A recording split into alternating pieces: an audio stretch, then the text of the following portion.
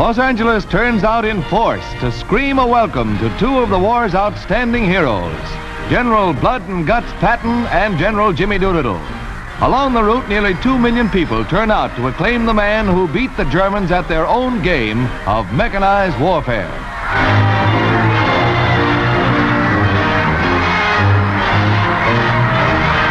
Are given prominent display, for Doolittle, as well as G.I. Joe, needs your help.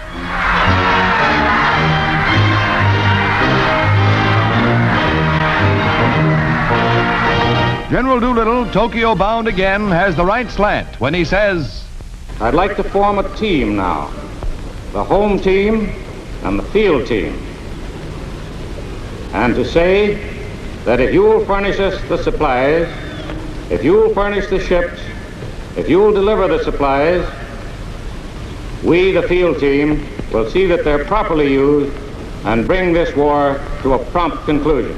Thank you.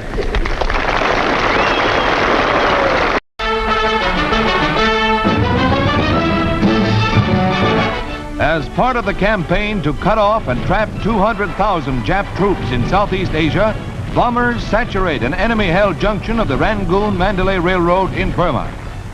The next stop on the milk run is the main Jap headquarters for central Burma. The bombardiers mean business.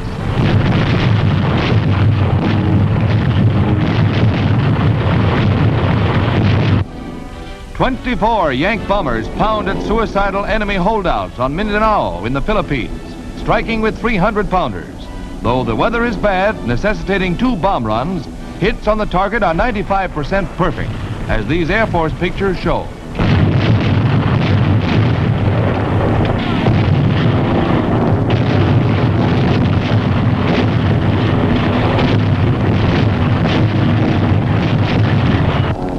In China, also, our tireless air forces hammer at Jap supply bases. 500-pound incendiary clusters destroy valuable military supplies. Part of the drive to cut the enemy corridor to Indochina and Malaya. A pattern of death for Japan.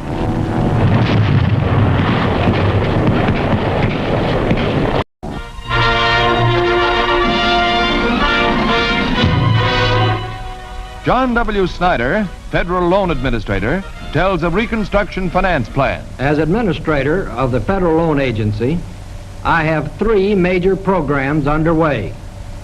Probably the greatest is that of the disposal of the huge war surpluses. I assure you that the Reconstruction Finance Corporation will approach this in a most realistic manner. During its useful life, the RFC mushroomed into a number of subsidiaries, which were probably necessary to accomplish its many wartime undertakings. Today, with the end of the war coming nearer, it becomes appropriate and timely to consolidate these various activities into the RFC itself. A program of major importance is that of assuring all business, big and little, that ample credit is available to assist in a rapid and constructive reconversion into peacetime production.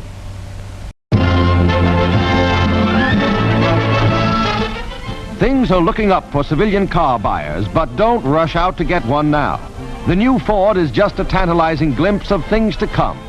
This sample, handmade, will not go into production for 2 or 3 months, and Mr. Average will not get a car for a year or 2.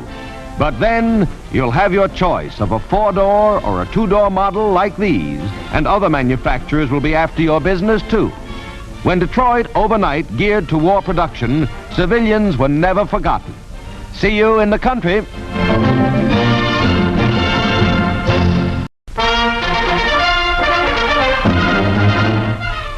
Red Square in Moscow blazes with color as the Russian capital turns out en masse to celebrate its first May Day in 4 years. It's the greatest May Day in Russian military history, with Nazi Germany beaten to her knees.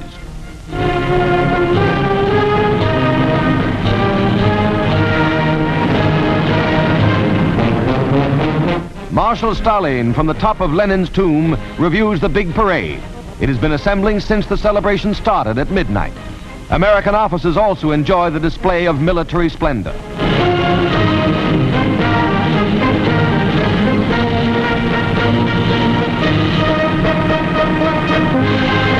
Grim Japanese are awed by the tremendous spectacle of power staged by Stalin's troops rumbling by.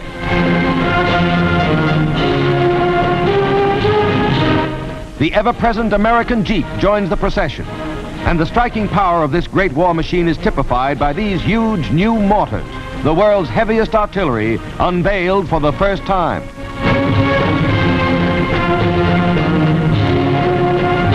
The monster parade brings out all that is modern in war equipment, an historic day for Russia and the Red Army.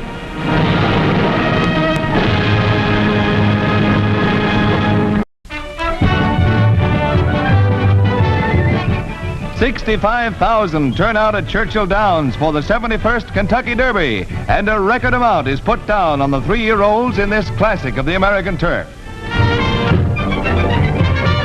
Hoop Jr. is a favorite horse as they parade to the post. And when they get away, just a touch of the whip sends him into the lead.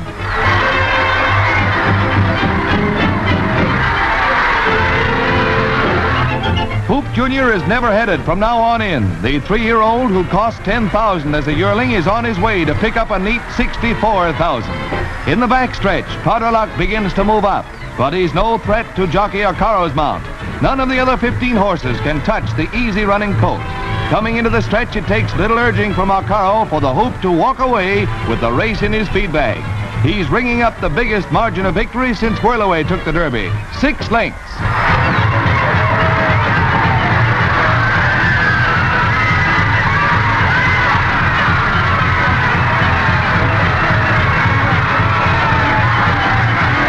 Lucky backers collected $370 for every dollar they gambled on Hoop Jr., who carried Arcaro to the jockey's 3rd Derby win.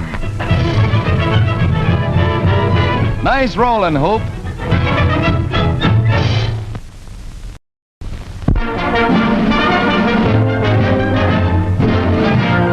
Members of the Allied Control Commission for Germany arrive at Marshal Zhukov's headquarters in Berlin to sign the joint agreement. General Eisenhower is on hand to represent the United States. Marshal Zhukov makes it official for Russia, and Monty adds his signature for Britain. The next to ratify the agreement is France's General de Tassigny, who is followed by our own Ike.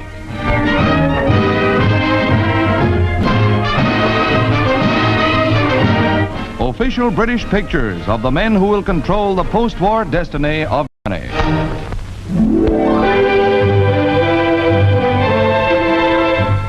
Hitler's mountain retreat at Berchtesgaden has been transformed into a GI playground. Hitler is gone, but his butler is still on hand, Arthur Kallenberg, who, with his wife, took care of all de Führer's personal needs. None seems very grieved at their loss, if any, and that goes for both the butler's niece and his wife.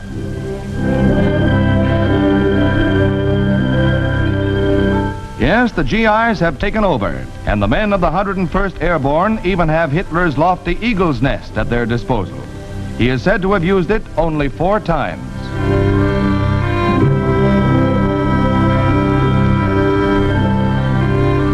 At the base of this peak is his Berchtesgaden retreat, which was well pounded by Allied bombs. The tread of American feet was never in Hitler's dreams when he had his bomb-proof shelters constructed.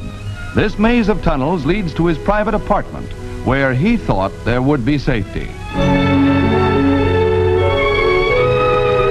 His collection of classical music is still intact, but never again to be heard by party leaders. These are Signal Corps pictures. And he could slap you in jail right on the premises. Hitler's idea of a home necessity. Somebody forgot to straighten up the living room before leaving, it seems, but more in order is the bedroom. Comfy looking to Joe after months of foxholes. Hitler, as an art thief, was on a par with Goering, but today Berchtesgaden stands as a wretched monument to his murderous greed. General Patton is warmly welcomed at the White House by his Commander-in-Chief, President Truman. Patton is minus his famous pistols on this visit. He'll return to Germany soon.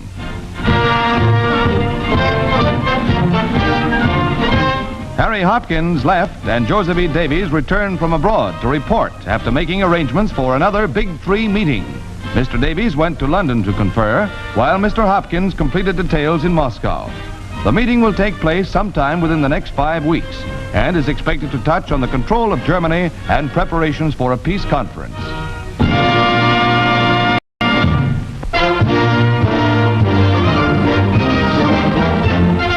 Another war secret just released by the British who designed it is this amazing fog dispersal installation for airfields. 6,000 gallons of gasoline are released into the system, and that's only enough to land one plane.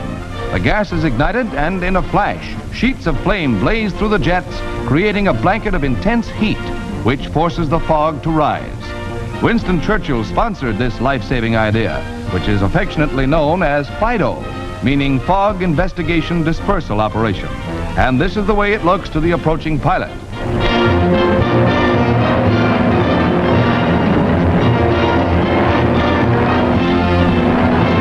The shimmering heat gives the landing plane a phantom-like appearance. FIDO made it possible for Allied planes to continue business as usual despite England's heavy fog. When von Rundstedt suddenly drove into the Ardennes in the famous Battle of the Bulge, it was FIDO that saved the day by making possible the continued use of air power to bomb Nazi transportation and supply lines. A great boost to the airman's morale.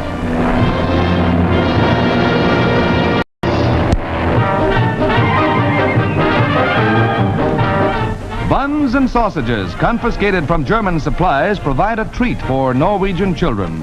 Food they haven't tasted during occupation. And the occasion calls for it too, for the country is celebrating its Independence Day, free from German rule after 5 long years. 25,000 school children march with flags and serenade Prince Olaf as he waves from the balcony.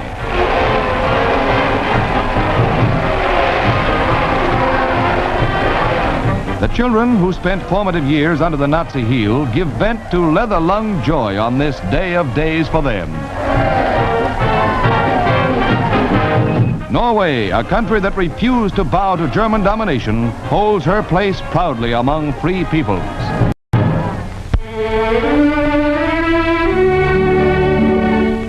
Along the picturesque canals of the Italian city of Venice, a new form of transportation conducts G.I. Joe on a sightseeing tour. The amphibious excursion is a real pleasure to these war-weary veterans, getting a well-earned vacation from the battle lines. A touch of Venetian swing lulls Joes and Jennies, getting an eyeful of the Grand Canal in this Italian waterborne jeep. A smattering of Italian goes a long way to make friends. And here's the menace of Venice in person, doing a little rug cutting on the stern. Watch those traffic lights, Skipper.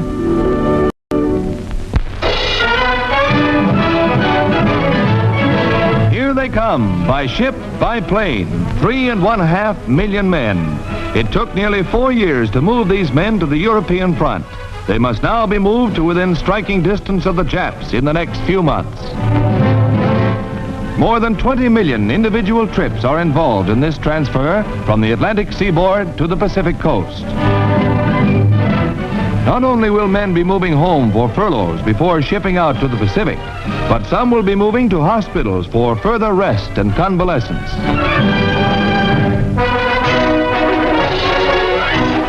The job looks impossible. Let's hear what Colonel Johnston, head of the Office of Defense Transportation, has to say about it. This job looks and actually is impossible unless you two help. You can help by staying off trains and intercity buses unless your trip helps win the Japanese war. The vacation season this year coincides with the peak of returning military travel. I ask you to help make the greatest movement in all transportation history possible by spending your vacation at home.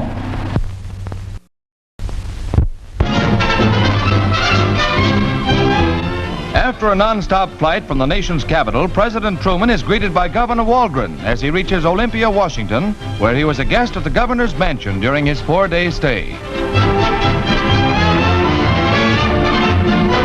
Charles Ross, the president's secretary, holds an impromptu conference with the newspaper men. At the Washington state capitol, the president performs one of the pleasant tasks of his vacation tour when he decorates Sergeant John D. Hawk of Bremerton, Washington, with the Congressional Medal of Honor.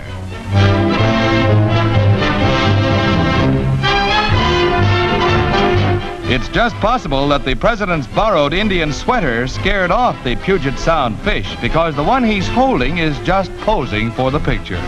But his hard luck doesn't seem to dampen the fun he's having on his first vacation since taking office. And anyway, telling about the ones that got away is just as good. Well, almost.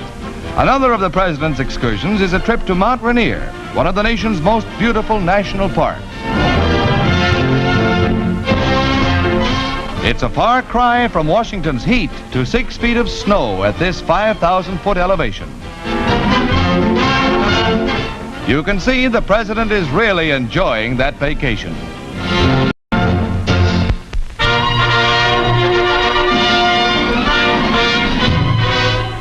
Continuing his welcome home tour of a grateful nation, General Eisenhower is met by his proud 83-year-old mother at Kansas City. Also on hand to greet the Supreme Allied Commander is his wife, who preceded him to the Middle West. But today, London, Paris, Washington, and other great cities play second fiddle to Abilene, Kansas. Ike's hometown, 6,000 population, honors its greatest native son.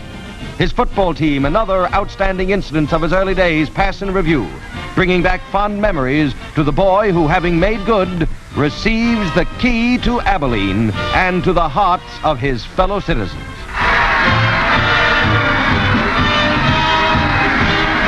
It's strictly a home folk celebration, and the 5-star general of the Army, who led 3 million American men and women to victory in Europe, enjoys his proudest moment.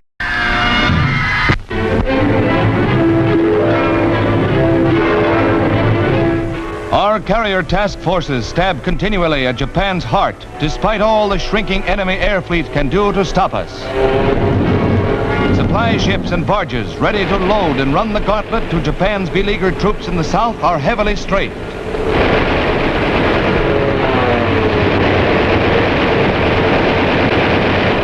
Jap airports, too, come in for a pounding. Planes ready to fight, but many don't have a chance to get off the ground. Rocket shooting planes blast the enemy.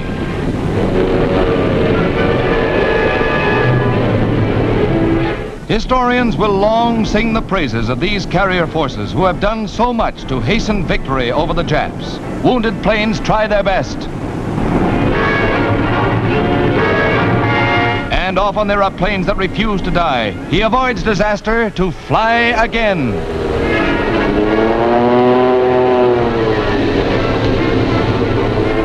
Heroism flies with every man, but death too is his constant companion. As he lands, the belly tank catches on fire with the pilot trapped in the cockpit.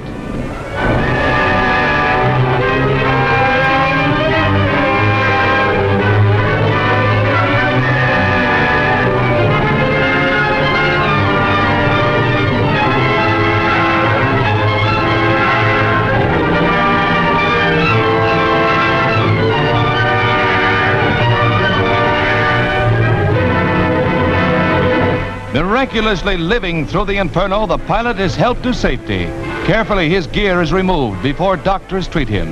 Then, action stations. Jap suicide pilots attempt to crash their planes into our ships as Navy cameramen record the battle.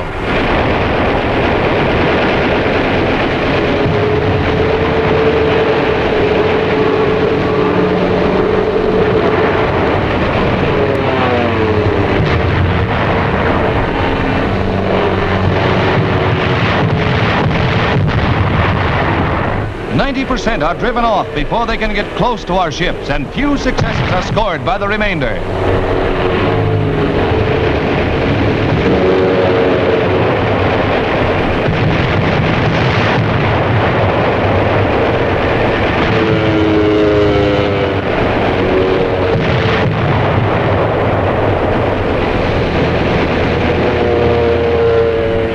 Get through, and one Jap pilot aims his plane at the carriers. Missing one ship, he heads for the Bunker Hill stern.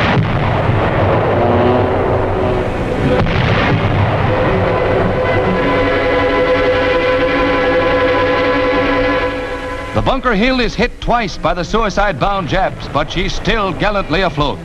Fires, fed by ammunition, spread rapidly, but were fiercely fought as other crewmen rescued the wounded.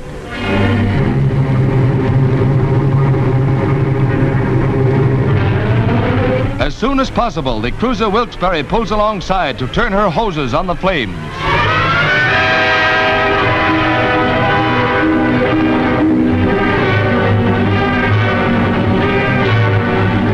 Many of the men were blown overboard. Others had to jump when walls of fire cut off their escape.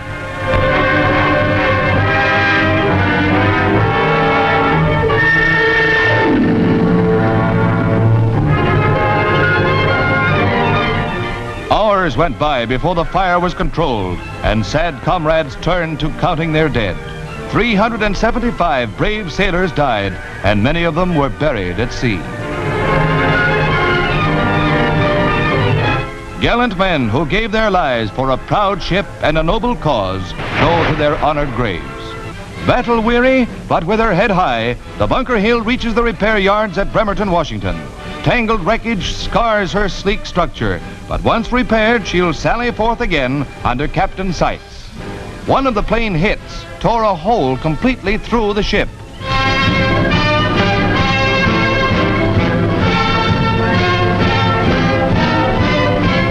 The pilot's briefing room was wrecked by the blasts, but this valiant lady won't be down. She accounted for 475 Jap planes in her Pacific career, and the shipping she has sunk is a heavy slap at the Jap. A salute to the Navy and her men.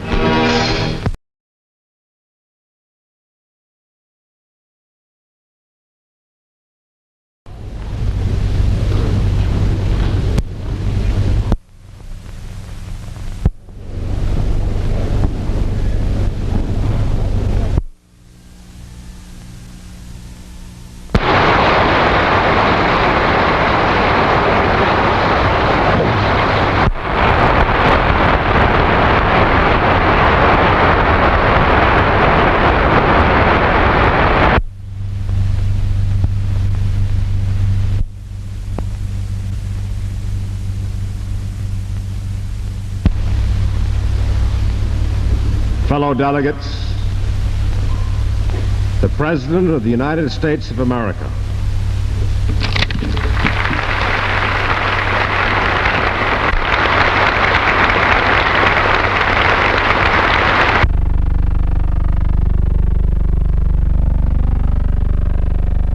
The Charter of the United Nations, which you are now signing, is a solid structure upon which we can build for a better world. History will honor you for it. Between the victory in Europe and the final victory in Japan, in this most destructive of all wars, you have won a victory against war itself.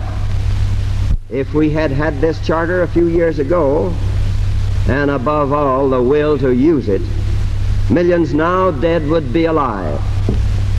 If we should falter in the future in our will to use it, millions now living will surely die. What you have accomplished in San Francisco shows how well these lessons of military and economic cooperation have been learned.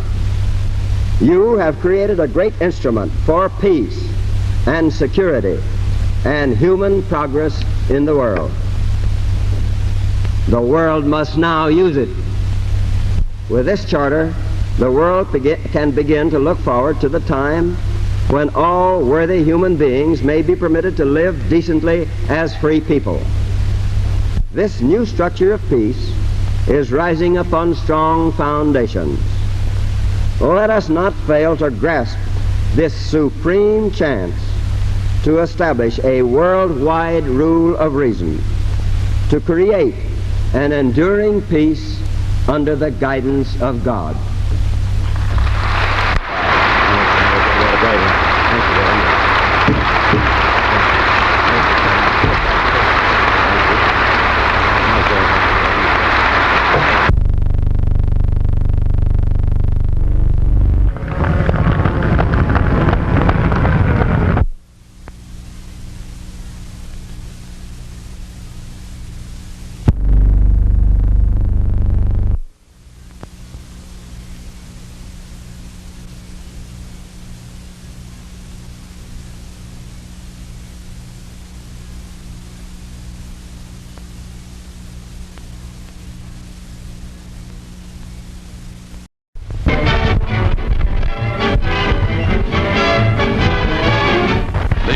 24,000-ton liner Queen Elizabeth enters New York Harbor as a Navy blimp hovers overhead, observing the packed decks of the giant vessel, which is carrying almost 15,000 soldiers and medical and naval personnel.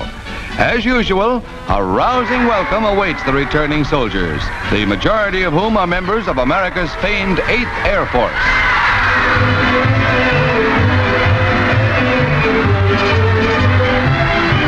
Although most of these men will be redeployed to the Pacific, it's home sweet home for a little while at least.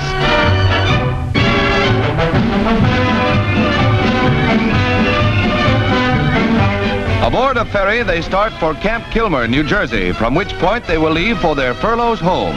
These are the men who sweat it out to keep them flying. America is proud of them.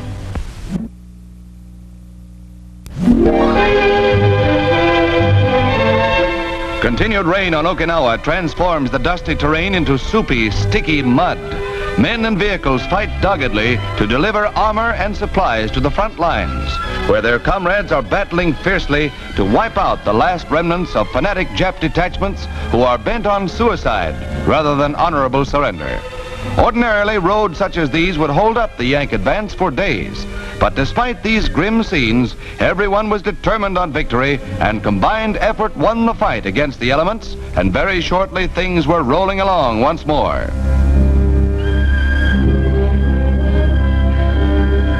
General Buckner left with General Stilwell, who commands the 10th Army since Buckner's death a few days before victory was in sight.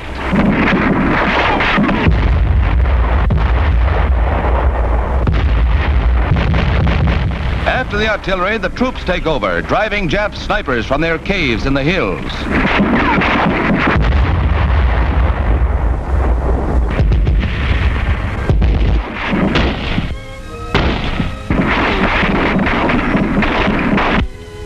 Many native Okinawans are discovered in hiding. Signal Corps, Air Force, Navy, and Marine cameramen combine to record these scenes of the Japs' last days on the island.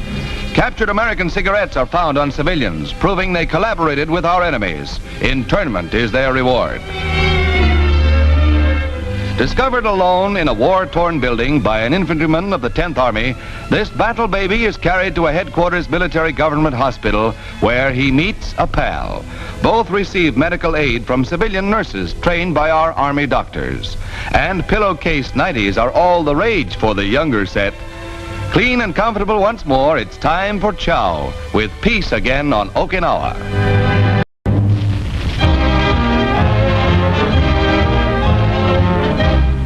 The never-ending air campaign against Japan's stolen empire continues as B-24s hammer installations in the Palau Islands.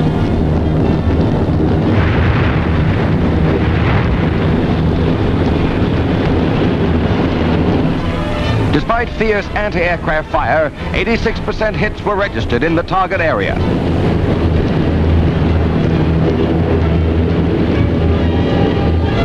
But the raid is destined to cost one of the planes. Even as bombs fall, the big ship is hit and loses a wing. Air Force pictures show the tragic death dive as only one crew member escapes.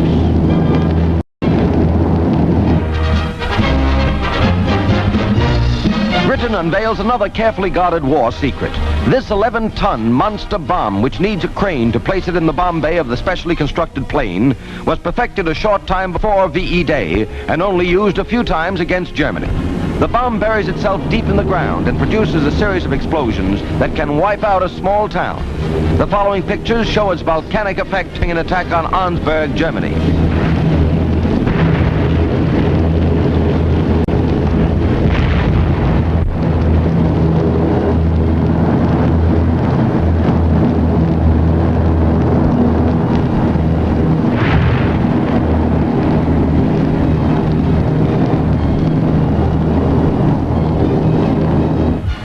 The remnants of the viaduct. The Grand Slam is Britain's gift to Tokyo.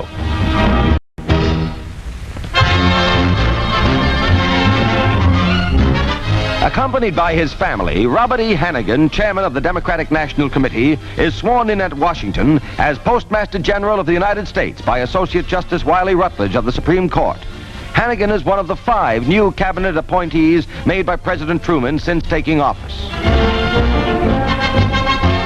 Another, Tom C. Clark of Texas, former assistant to Francis Biddle, is sworn in as Attorney General. He receives the oath from Judge Thurman Arnold while his proud family stands by.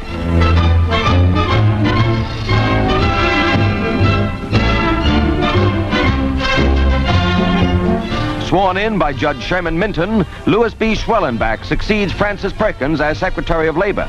The new secretary was formerly senator from the state of Washington, and later a federal judge appointed by President Roosevelt. The new Secretary of Agriculture, Clinton P. Anderson, is sworn in by Judge Rutledge and congratulated by Judge Vinson. Mr. Anderson was previously representative from New Mexico. In addition to agriculture, he will also take over the functions of the former War Food Administration.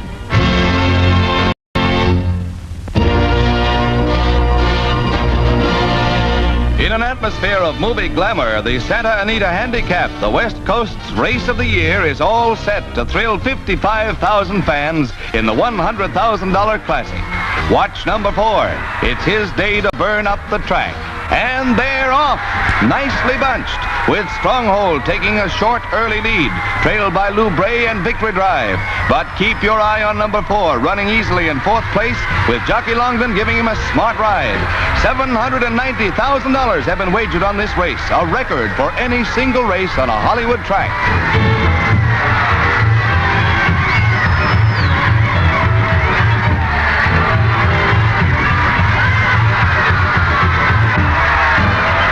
Joey Brown must have a fair piece of it.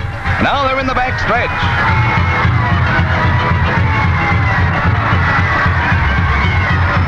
Number 4, Thumbs Up, has taken the lead and battles it out with Texas Sandman. Gay Dalton has come from the tail end to bid for show money. Right down to the finish, that's the order. But Thumbs Up had to tie Seabiscuit's track record to cop the race.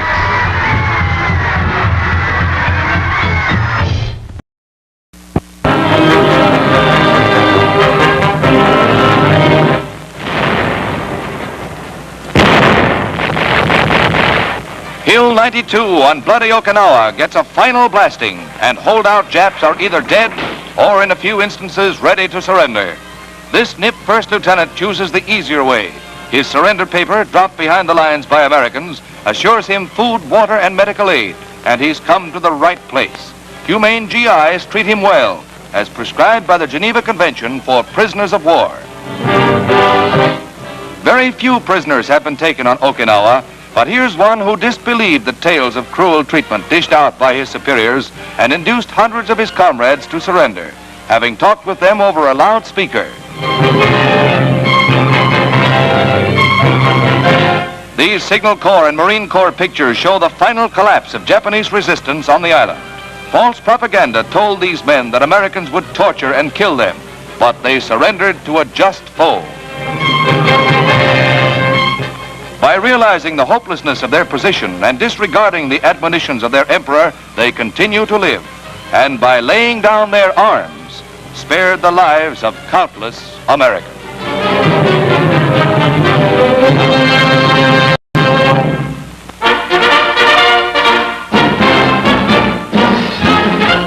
A new portable flamethrower with a 100-foot extension hose is revealed by the Army.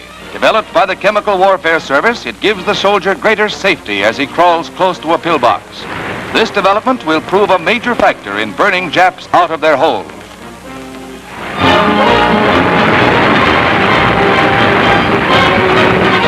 Another mechanized flamethrower perfected is this one with a periscope mount and a range of 70 yards. It adds to the attacking power of the tank's guns. Another type is this flamethrower. Its regular gun is replaced with a vent that throws a flame more than 100 yards. There are hot days ahead for the Japs, all right. New incendiary bombs have been developed at the Edgewood Arsenal in Maryland. Give our planes a destructive power the enemy never thought possible.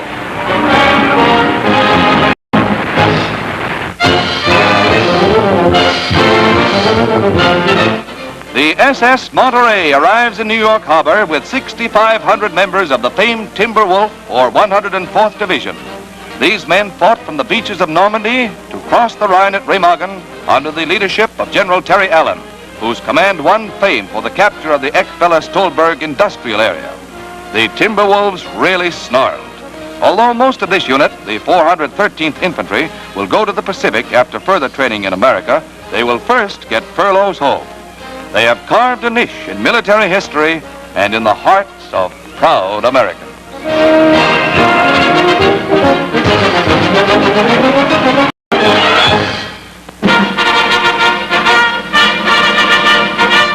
C.J. Potter, Deputy Administrator of Solid Fuels, asks your help in saving fuel next winter. Fuel is still our silent partner in the battle against Japan. It is still fighting on land and sea and in the air, and will continue to fight until complete victory is ours in the Pacific. You can do your part in making the most of limited fuel supplies by storing whatever coal or fuel you can just as soon as you can. Stretch your fuel supply by cleaning and repairing your heating equipment, installing heating controls. Save up to 30% of your fuel by winterizing your home or building. Insulate, weather strip, caulk cracks, order or make yourself storm doors and windows. Remember, last winter was no picnic. Your government urges, prepare for winter now.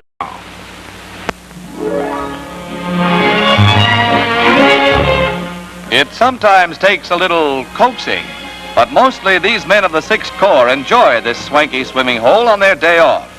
Nestled among the peaks of the Austrian Tyrol, it offers rest and relaxation to war-weary vets whose duties have become less pressing since VE Day. And what is he pointing at? Just one guess. But the girl he left behind can rest easily because, as these Signal Corps pictures show, the non-fraternization order is still in effect.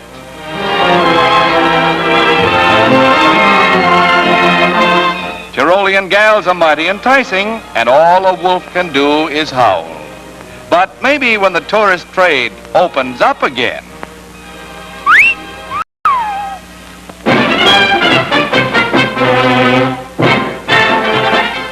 The United Bald Heads of America improve each shining hour as they convene in Port Arthur, Texas for their first annual meeting. These fine heads of skin receive a warm welcome from both the fair ladies and the sun. The exalted high dome receives the key to the city, and that's a bare fact. 50 members are in attendance, and the bald pates dazzle their welcoming committee. They're all kings of SWAT. Aha, but do we have to be careful of sabotage? Don't use it, boys, don't use it. Wait a minute now, we'll call the gendarmes. But really, it's only the local barber trying to get his cut.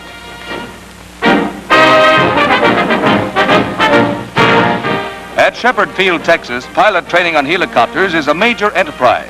The helicopter is beginning to come into its own as a practical aircraft, fulfilling many Army missions impossible for planes of conventional design. The students are selected from regular Army pilots, some of whom have had thousands of air hours. Contrary to popular belief, the helicopter is not easy to fly and requires 6 weeks training even for these air veterans.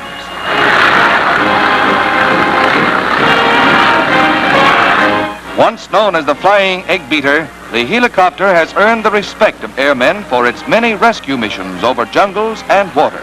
Aviation never stands still.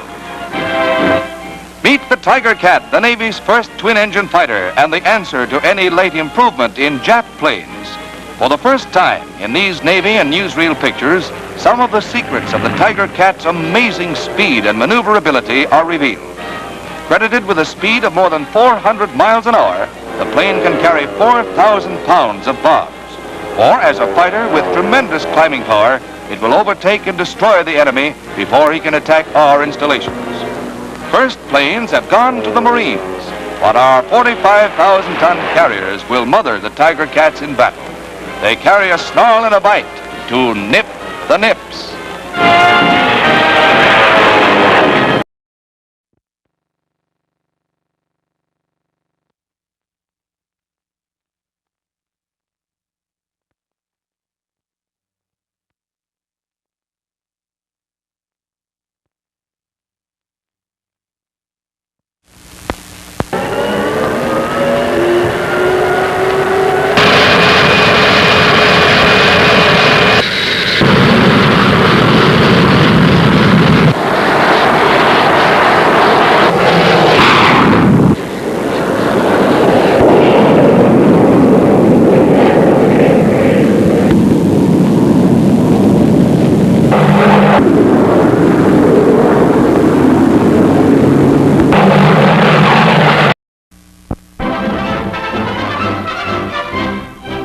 John W. Snyder, to whom the tremendous job of reconversion has been entrusted, talks about post-war jobs. We want to create in America jobs for all of those who are ready and willing to work. An economy that will provide a steadily rising standard of living. We want a stable economy which will avoid the disasters of inflation and deflation. We know the moves that must be made, and all of you must play your part. Every man in government is still at battle station as far as reconversion is concerned. There will be no let-up until our men and women are back at work in steady peacetime jobs.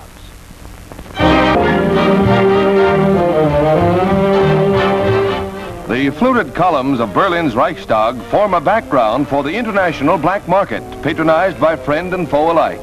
Berliners are eager to purchase goods they've been so long without, and a Russian soldier drives a hard bargain. Almost as good as ready money is a camera, and a pack of American cigarettes brings 100 marks. Even in Paris, the price is only 10 marks. All prices are exorbitant, but trade is brisk.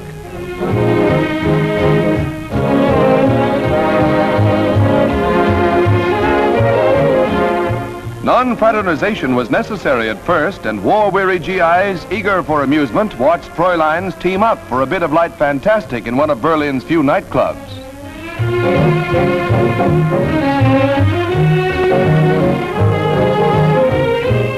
The going was pretty tough for a while, but finally the ban was lifted and a good time was enjoyed by all.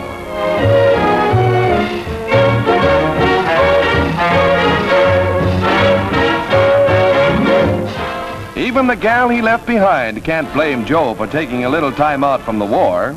Or can you?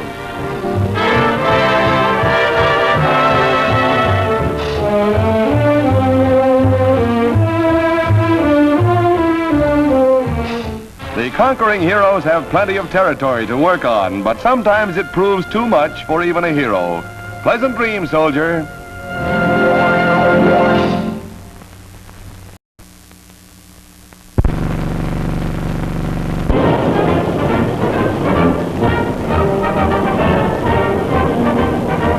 The blast that opened new horizons of science. The first atom bomb mushrooms into the sky above New Mexico.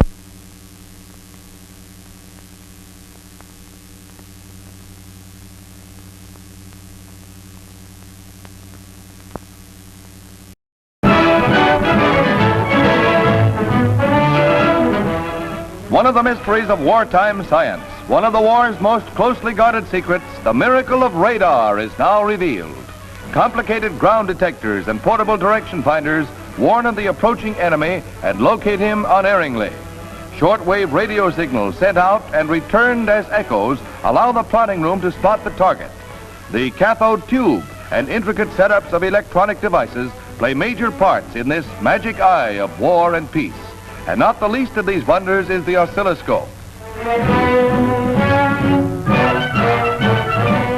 Here is a simple explanation of radar. Waves sent out show on the oscilloscope. Beamed by transmitter and directional antennas, they strike the target and bounce back to be picked up by the receiver. And the pip does it. Navy, Signal Corps, and Air Force pictures show how ships and planes are located from a control ship.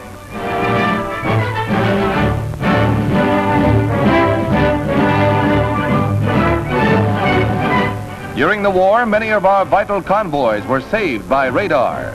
The beam from our control ship swings to locate an enemy raider. Many U-boats were sent to their graves in this manner. The enemy is spotted on the scope, from which distance and direction are plotted.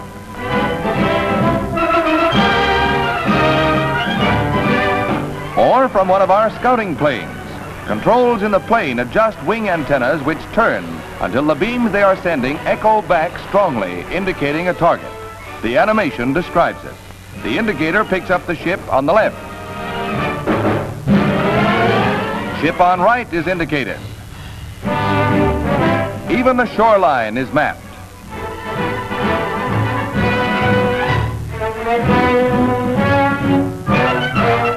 Here's Here's the way a radar-equipped plane picks up an entire convoy. The directional antenna maps the identical convoy on the scope. On the ground, directional equipment spots the approach of an enemy plane many miles away. And here's the pip on the indicator. The pip remains steady if it's an enemy plane. But if the men locate one of our own, equipped with the proper instruments, well, here's the way the beam bounces. Watch the pip jump.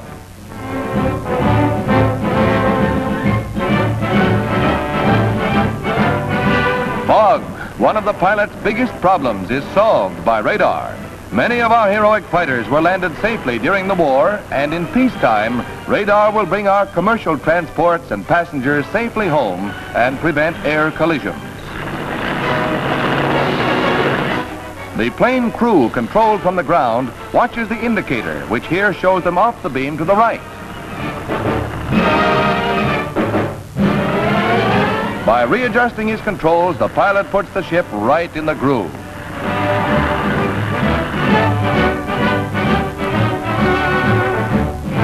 Ground control instruments keep exact track of the incoming plane's altitude and direction. In the thickest fog or darkest night, radar-sensitive instruments guide the ship in safely.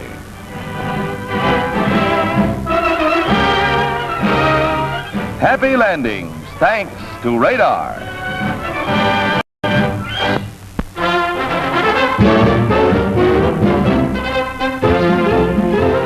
Members of the Governor's Conference meet with President Truman on federal and state relations.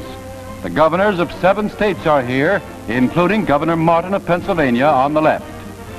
With the problem of reconversion facing us, full cooperation will be necessary before we return to normal peacetime pursuits.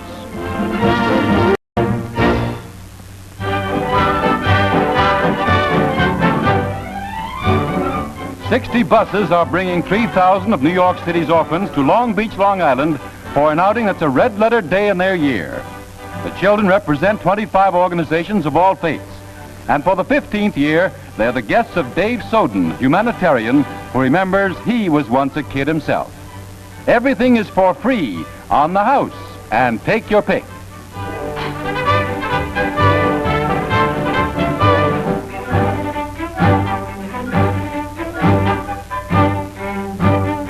Yes, it's a day to be remembered, particularly when genial host Soden passes out the refreshments. Eat all you want. This guy just crashed the party, and what a party it was.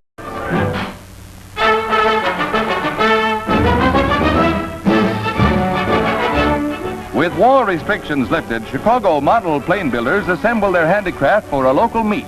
Built to scale and perfect in every detail, these planes are aerodynamically sound, as they will prove presently. For instance, this miniature bomber, with its tiny motors, is built with the precision of a watch. When it comes to a snappy takeoff, these little fellas can do it.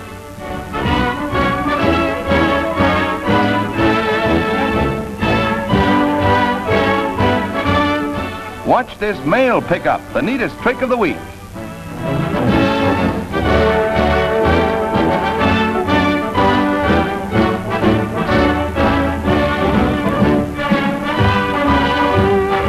The operator of the plane maintains control by a wire and can control its flight to a foot.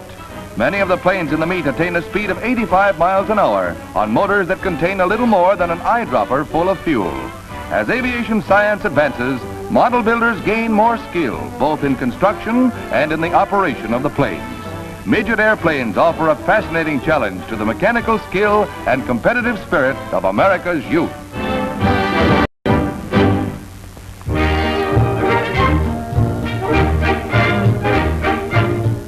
With more than 100 dogs of obscure parentage entered, the Danbury, Connecticut annual show has the younger set taking the spotlight. Of course, everyone is a winner in his master's heart, and it's a hard job to choose the best team.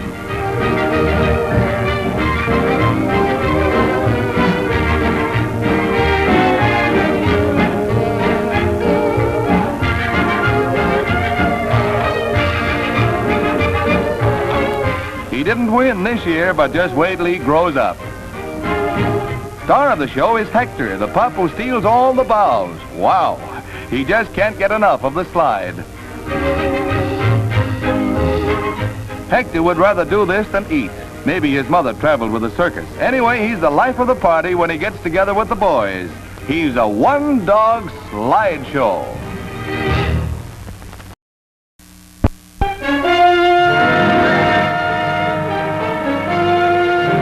Escorted by American planes, 2 Jap Bettys, painted white and carrying green identifying crosses in accordance with General MacArthur's instructions, set down on Ieshima. Here, just offshore from bloody Okinawa, Battalion Number 1, carrying part of the Japanese surrender delegation, was closely followed into the field by Battalion Number 2. This is the transfer point for Manila, where bitter tea awaits the Japs. Lieutenant General Kawabe, Vice Chief of the Nipponese General Staff, leads the surrender party.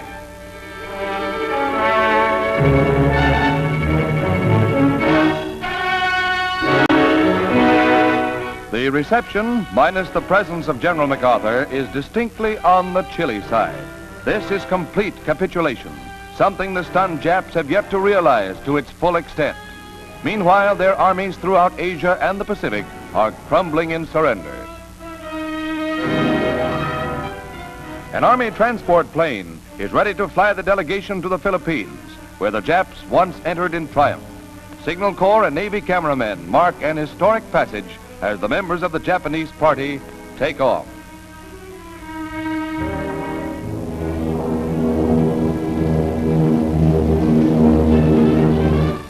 The Supreme Commander for the Allies, ready to take over in Tokyo, prepares for his departure. Standing on the balcony of the war-shattered City Hall in Manila, he speaks a few heartfelt words to his victorious troops.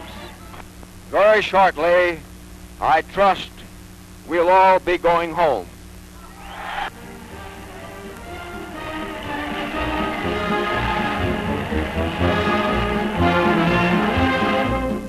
Farther north, HMS King George brings Admiral Rawlings, commander of the British Pacific Fleet, to a surrender day party aboard the USS Missouri, where the host is our own Admiral Bull Halsey.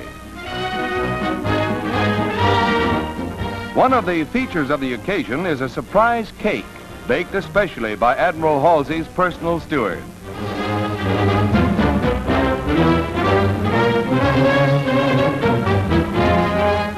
The design is one that appeals to the hard-hitting commander of the Third Fleet, and he attacks it with his usual forthright manner.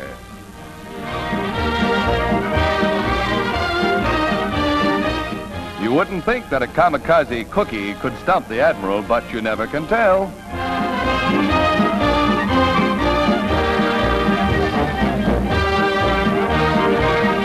Well, as the Chinese say, one picture tells more than 10,000 words. Good appetite, Admiral. And even though Mother didn't bake it, that cake couldn't possibly be that bad, Skipper.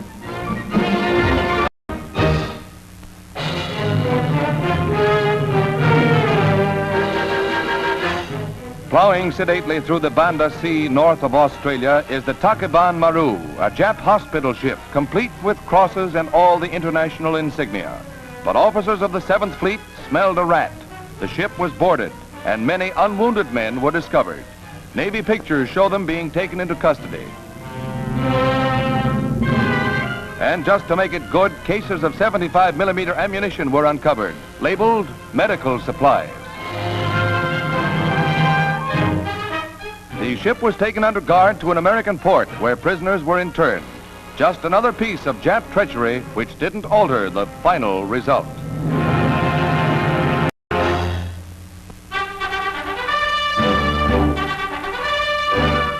For the second time in little more than a year, Washington Airport sees the arrival of General Charles de Gaulle, head of the French Provisional Government.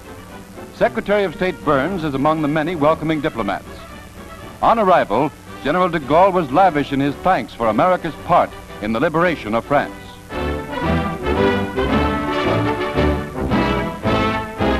A guard of honor is drawn up at the White House as he's welcomed by President Truman, with whom he held a series of conferences on France's post-war economic future.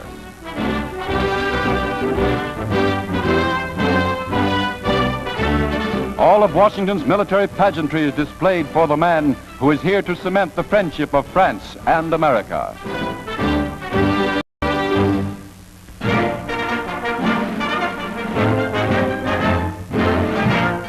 It's a day they've been waiting for. It's a day of days for these sailors, and for the best reason in the world. They're the first group to be released by the Navy under the point system. Mustering out pay comes first for these 105 men being processed at Long Beach, New York. And then, an even more welcome piece of paper, that honorable discharge. Thanks, mates, for a job well done. With peace, hundreds of thousands throughout the country left war plants for the last time, and now we face the problem of reconverting factories. At United States employment offices throughout the country, former war workers line up to register for new jobs. In some cities, the picture is bright. For instance, officials in New York say there are more jobs available than can be filled.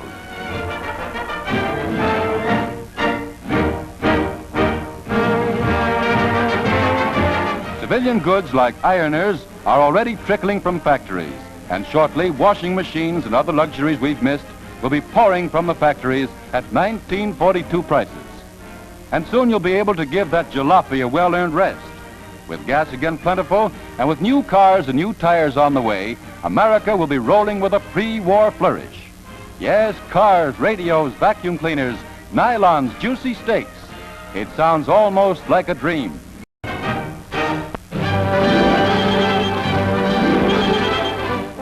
At Palisades Amusement Park in New Jersey, the small fry gets set for the Diaper Derby with the preliminary weighing in. This is the 7th year that these featherweights have competed for the most coveted prize in the nursery world. They're about set as they receive last-minute instructions. The track is fast, but the tots are slowed by the August heat.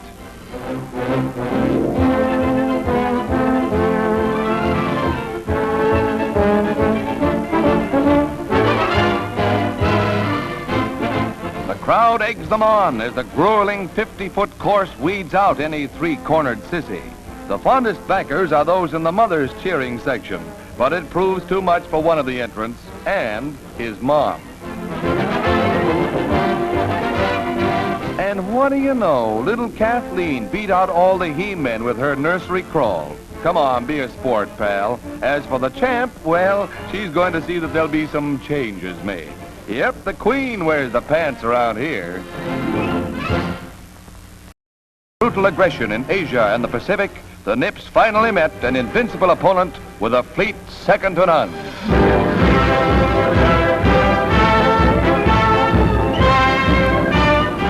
And with plenty of supplies aboard, it will be anchors away for Tokyo itself.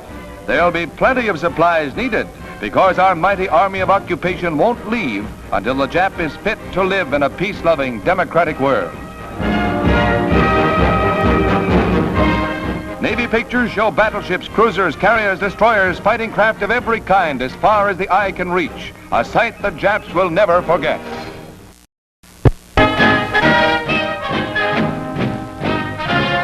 The USS Oriskany, 27,000-ton Essex-class carrier, awaits launching at New York Navy Yard. Mrs. Clarence Cannon, wife of Missouri Congressman Cannon, is the sponsor, and the giant ship slides down the ways to join Uncle Sam's mighty peacetime Navy. The carrier was appropriately named for a crucial battle of the Revolutionary War. The Navy is proud of the ship, which will help keep a hard-won peace.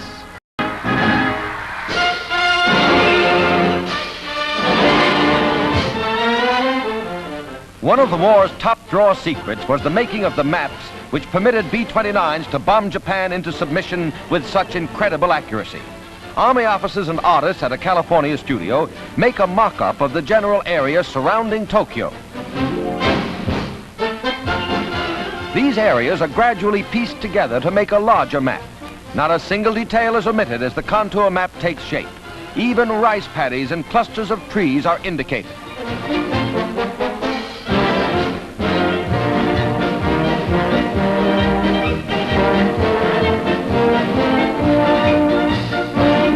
In the final step, the mock-up is daubed with a special mixture that permits best photographic results.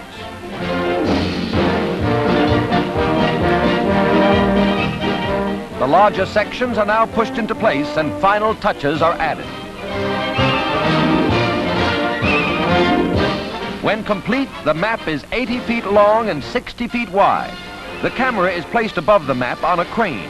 It moves at a ratio comparable to the speed of a B-29. And this is the way it looks to a bombardier flying at 30,000 feet. Completed films were rushed to Saipan for the briefing of crews. No wonder they seldom missed.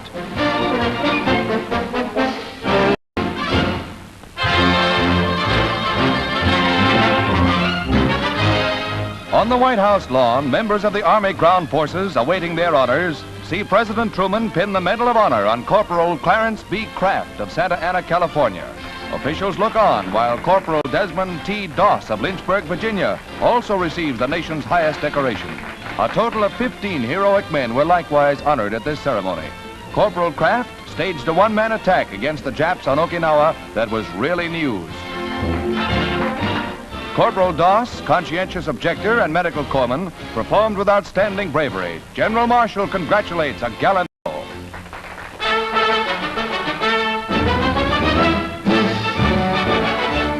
The customer that gets one of these lobsters will have no cause to complain that they were a long time in transit. The pilot of this tow glider is ready for a pickup on the beach at Hull, Massachusetts, starting the first successful cargo operation of this type.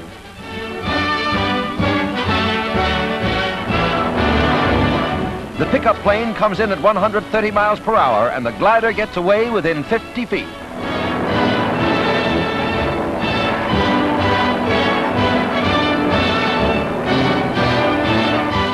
Two hours later, the lobster train is over Teterboro, New Jersey airport without the loss of a claw.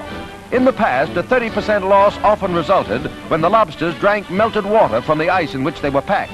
But flying at high altitudes makes icing unnecessary.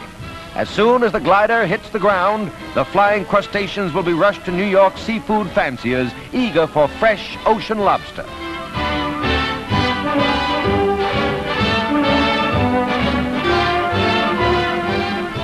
A forecast of bigger and better sky trains for the future.